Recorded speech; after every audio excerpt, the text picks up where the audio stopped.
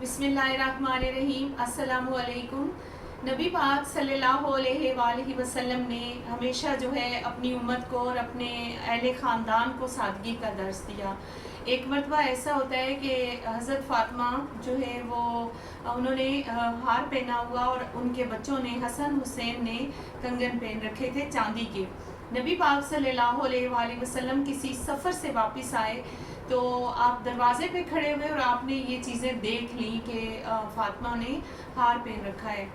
हज़रत मोहम्मद सल्लल्लाहु अलैहि वसल्लम बहुत परेशान हुए और नाराज़ होकर चले गए। जब हज़रत अली घर वापस आते हैं तो उन्होंने नबी पाक सल्लल्लाहु अलैहि वसल्लम का ये इस तरह का रवैया देखा तो हज़रत अली को बताया कि मेरे बाबा जो है वो आज मुझे मिले बगैर चले गए हैं, दरवाजे से ही वापस चले गए हैं, आप जाएं वजह दरियाफ्त करें।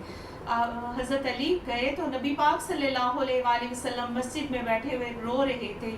इधर फ़ातिमा घर में रो रही हैं कि मेरे बाबा ने ऐसा क्यों किया, क्या वजह हुई।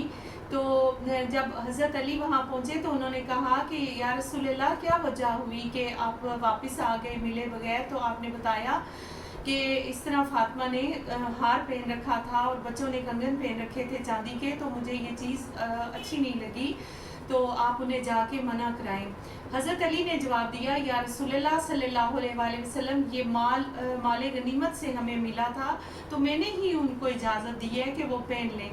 तो नबी पाक सल्लल्लाहु अलैहि वसल्लम ने फरमाया कि मोहम्मद की बेटी जो है वो सादा ज़िंदगी गुजारे, अगर वो ऐसी चीज़ें इस्तेमाल करेगी तो बाकी बेटियां भी चाहेंगी कि हम लोग भी बनाव सिंगार करें, तो कहाँ से लाएंगे गरीब लोग। तो आपने हज़रत अली से कहा कि आप जाएं और फ़ातिमा से कहें कि वो चीज़ें उतार के माले गनीमत करे, वापस करे और ये सदक़ात और खैरात और उन ज़रूरतमंदों में तकसीम कर दे जो जिनको इसका हक है।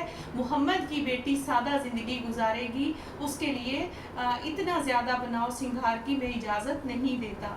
बहुत शुक्रिया। उम्मीद है आपको मेरी वीडियो पसंद आई होगी। पसंद आई है तो लाइक शेयर सब्सक्राइब कर दें। अल्लाह हाफिज़।